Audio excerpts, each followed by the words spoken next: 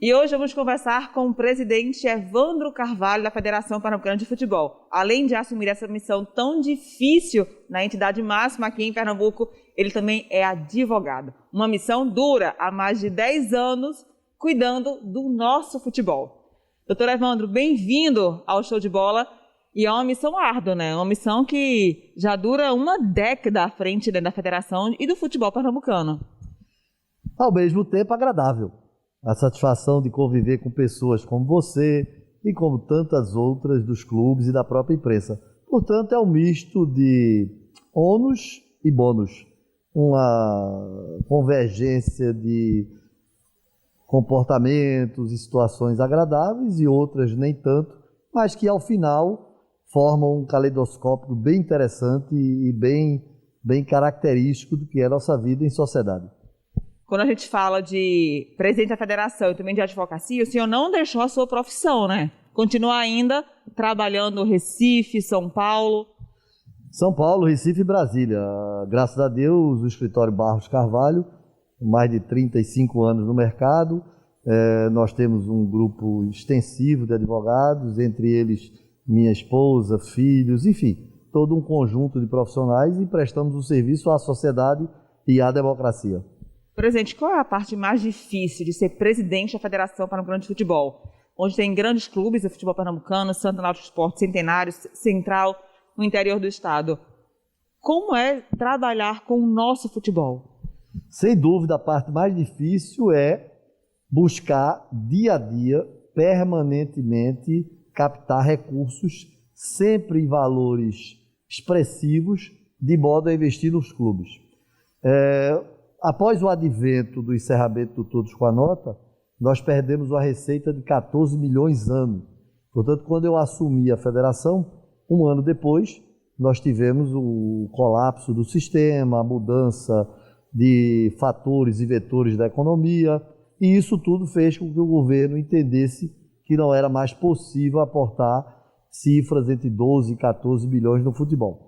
Então hoje nós temos uma luta muito desigual com Pará e Amazonas, por exemplo, que aportam 12 bilhões, com Paraíba, que aporta 9 bilhões e 800, e com a totalidade praticamente dos estados do Brasil, que aportam entre 10 e 12 bilhões.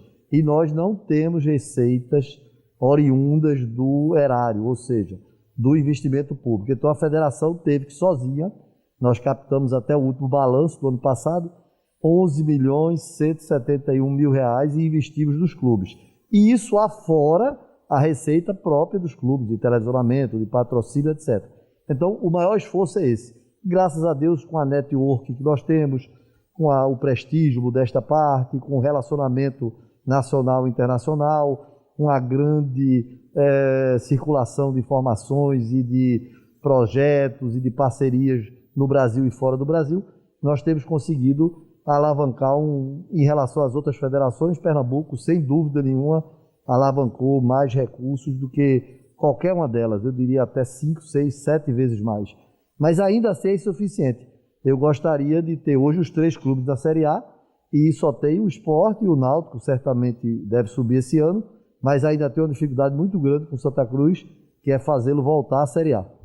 Como é dividir as atenções para uma realidade que são os clubes da capital e os clubes do interior, onde brigam por títulos, por uma democracia maior nessa parte financeira, de patrocínios, de apoio?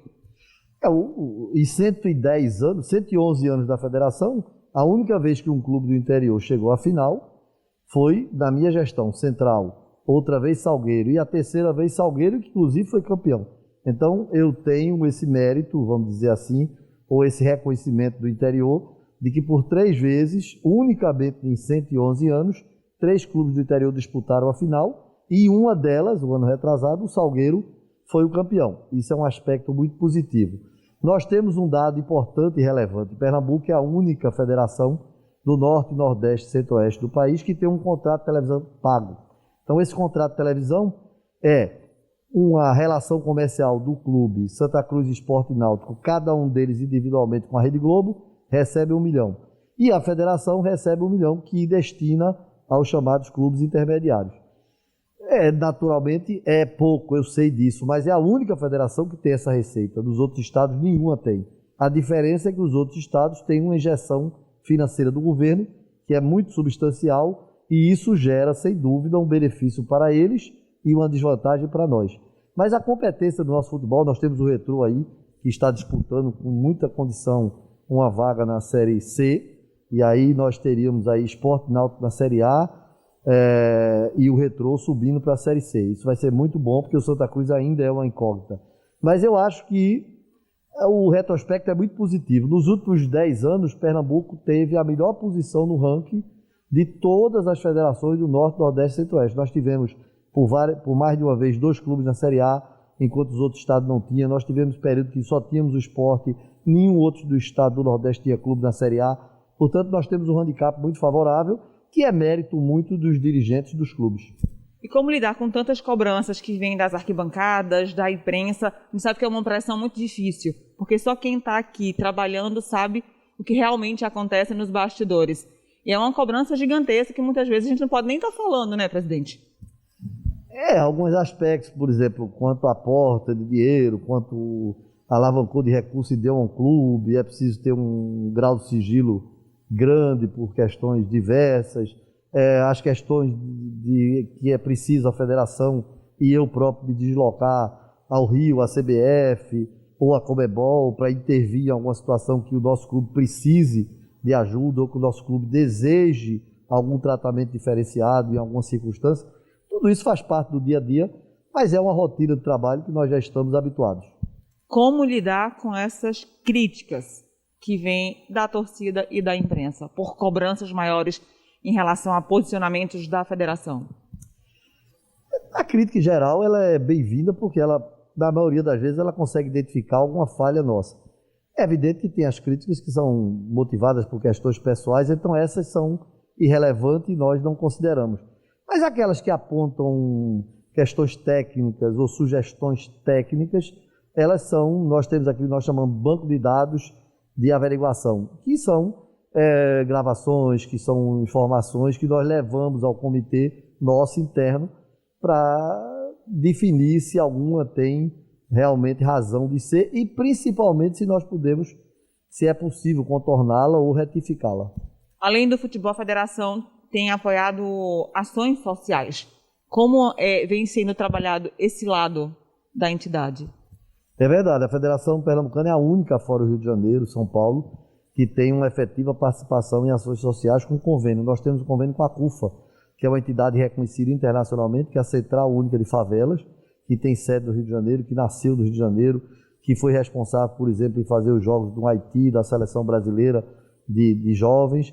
E nós temos um projeto muito bonito com a CUFA, eu me orgulho muito, há 6 anos, onde nós todo ano atendemos 62 que nós não chamamos de favela, aqui em Pernambuco, nós chamamos de regiões carentes, e nós temos a Tareco, que é a Taça Recife de Comunidades, que nós atingimos tudo isso. Além disso, nós conseguimos, junto com a CBF e com a Unesco, já há 2 anos, fazer o gol de placa, da CBF Social. E aí criamos a FBF Social e temos atuado nos últimos 2 anos só na capital, mas eu já tive uma reunião com o Patriota, o presidente da MUP, com o Heriberto, presidente da Assembleia, e nós pretendemos no próximo ano ir ao interior também com essas ações sociais em vários municípios. O que a gente pode esperar da federação, né, em parcerias com os clubes, para esse restante de temporada, presidente? O objetivo é manter o Náutico campeão, que isso aumenta uma vaga nossa na Série D, o Sport permanecer na Série A, o Santa Cruz não cair, o Retrô, eu acredito que é muito certo para nós que ele suba e o Central ainda tem chance. Esse é o objetivo. Vamos realizar o Sub-20, vamos realizar o Sub-17, que isso é a base da pirâmide de formação de atleta. E vamos tentar no próximo ano voltar ao Sub-13, Sub-15, Sub-17. No interior, devemos fazer a Copa do Interior ainda esse ano, para movimentar o futebol das ligas e das cidades do interior.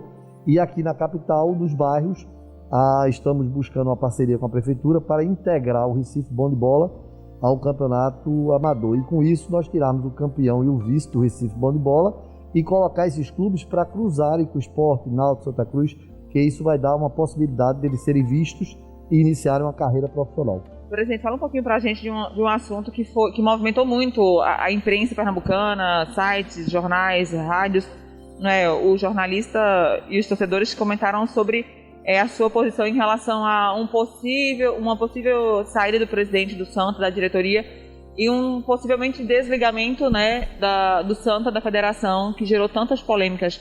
Você poderia comentar para a gente esse assunto?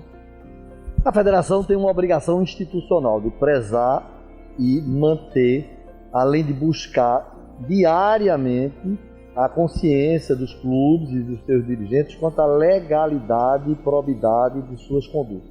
Portanto, um clube filiado como Santa Cruz, desde que sua gestão seja proba, digna, ou seja, honesta, para ser mais objetivo, ela tem que ser obrigatoriamente prestigiada, validada e acreditada pela sua federação. Portanto, se qualquer presidente de clube resolver unilateralmente renunciar, a federação não se envolve, é uma decisão pessoal. Agora, se buscarem retirar um presidente eleito, a federação não aceita, a federação não reconhece e a federação tomará todas as medidas legais, e são muitas, aquela que eu citei é só uma delas, e é verdade, o Santa Cruz tem um passivo de 6 dígitos, um passivo considerável, e basta que a federação determine que ele pague 24 horas, que ele não paga, e consequentemente ele não tem alvará de funcionamento, consequentemente ele deixa de praticar a sua atividade. Isso é uma ameaça? Não, isso é uma constatação para que as pessoas que não conhecem a realidade do futebol entendam que o clube é uma entidade filiada, vinculada e subordinada à federação. Portanto, que ela tem que conviver dentro da legalidade. E qualquer poder de um clube que se arrore no direito de dizer porque o clube não ganhou a partida A ou B, ou porque o clube caiu de divisão C ou J, e ele acha esse poder que pode chegar lá e retirar o presidente, não pode. Pode, evidentemente, pedir ao presidente, sugerir, tentar convencer o presidente a sair. Isso é natural, é legítimo, e a federação não se envolve com isso. Agora, impor uma decisão ao presidente de que vai retirá-lo, isso não acontece quer com Santa Cruz, quer com Ibis, quer com qualquer outro clube. Não passa pela porta da federação.